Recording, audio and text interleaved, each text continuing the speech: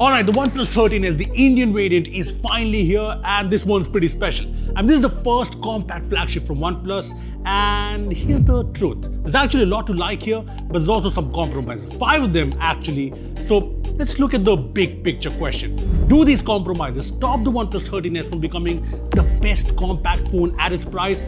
And what about the changes from the Chinese 13T? Hit that subscribe button and time to find out. I'ma do it anyway, gonna beat up, want you bad love.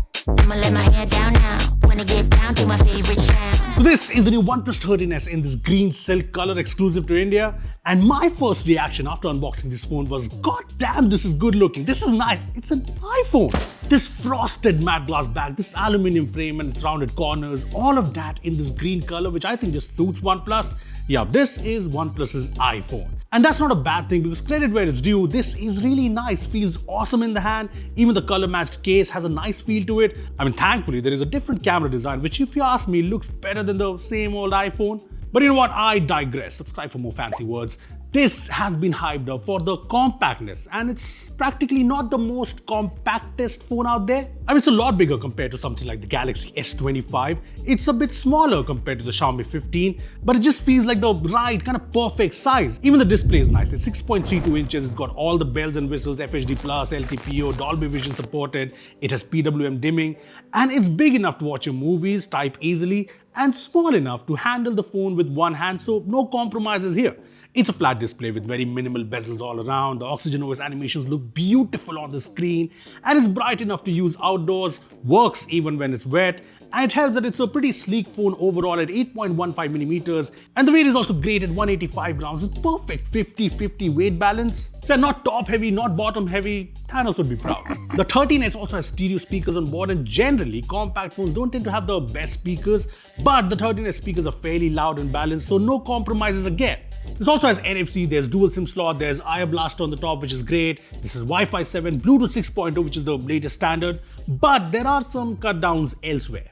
First off, this design is IP65 rated, which at this price just doesn't cut it. And phones half the price these days are coming with IP68 and IP69 noise.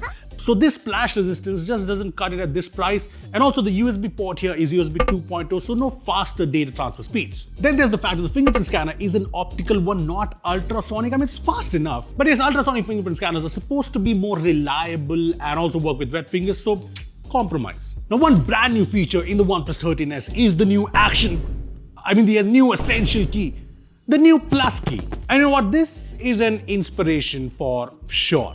I mean, look at the UI in the settings. It's straight up copied from the iPhone's action key page. Heck, it even has the same animations. Anyway, you get nice haptic feedback when you use the key, and you can set it to turn on DND, open the camera, torch, recorder, translate, screenshot, and you can set it to mind space. You press the plus key, you get this animation, and the OnePlus AI saves whatever's on the screen, analyzes it, summarizes it, sorts it into categories with tags, and saves it neatly in your essential space. I mean, mind space. But jokes apart, it's actually pretty cool. For example, someone texts me about movie plans for the weekend, and I can save it in mind space, and it shows me a calendar reminder. Pretty neat. Same deal with articles. I can save a recipe in Chrome, and it grabs the recipe name, makes an AI summary, takes a screenshot, and saves the link for later. Easy. So basically, anything important you find, just save it here, and later you can just dig it all up in the Mindspace app, or just ask the AI search and it'll find it for you. But you know what? Let's get serious. What are the two biggest compromises in most compact phones? There's the battery, and then there's the thermals. First off, the 13s has no compromises in terms of specs. I mean, just look at this. 8 Elite, 12GB RAM, 256GB storage in the base variant. There's even a big-ass vapor chamber. And in terms of benchmark, this is not taking on the peak 8 Elite phones, but yes, it's close to the Xiaomi 15, better than the S25. It even completes the 3D Mark test without overheating and crashing, and stability at 71% is actually good for an 8 Elite phone. But benchmarks apart, this phone is a smooth operator like Carlos. I mean, everyday use is very flagship-like, and there isn't really any lag or stutter. Gaming seems pretty optimized too. BGMI runs without any hiccups, without any overheating, although there's only 90 FPS support here. But yeah, COD Mobile runs without any problems. Even Genshin Impact on high settings is very good. In fact, we tested some games for long hours to check the temperature, and the phone does get warm, yes, but it's not overheating. And yeah, this is me using the phone in peak Delhi summers. I mean, for a compact phone, I think the gaming is pretty well optimized, and this optimization even shows up in the battery performance. Yes, the 13s in India has a 5850 mAh silicon carbon battery, which is smaller than the 13T's 6200 mAh battery in China, but even at 5800 mAh, this is way bigger compared to something like the S25. And the battery life is actually crazy here. I wasn't expecting it. I mean, in day-to-day usage with, Instagram scrolling, some Google Maps, a lot of Netflix, the screen on time I got with this phone is around 8 hours, and there's still some battery left, which is just insane. Even when gaming, the screen on time was around 7 hours, which is like, miracle. The charging is pretty fast too with the 80-watt charger in the box. It goes from 10 to 100% in about 55 minutes. Plus, it supports speedy charging just like the 13 and the 13R. But yes, there is one compromise that OnePlus made here. There is no wireless charging in this phone. I mean, the S25 has it, the Xiaomi 15 has it, the iPhone 16 has it, so... And since we are talking about compromises, let's talk about the cameras here. And first up, let me make it clear, no ultra-wide camera here, also no Hasselblad tuning. You get the 50-megapixel LYT-700 primary camera, and for the telephoto, OnePlus went for a 2x lens, which is just strange to me. I mean, there's just two cameras. At least use a 3x telephoto, which would have been so sweet. There's also no OIS in the telephoto lens. Yes, compromise. Yeah, the number's going up. That apart, I know a lot of people have doubts around the camera here, but the truth is, the primary camera is pretty solid most of the time. In good light, photos are sharp and detailed. Dynamic range is also pretty good. Contrast is good. It does well even in low light with decent colors and details. Portraits look good too with nice details on the face and background blur. Yes, sometimes it goes a little overboard with the sharpening, and skin tones don't always look super natural. They're kind of warmer, probably trying to give you that social media ready vibe. And as for the 2x lens, it's pretty good. Solid details. Even 4x shots are very good detail-wise, usable.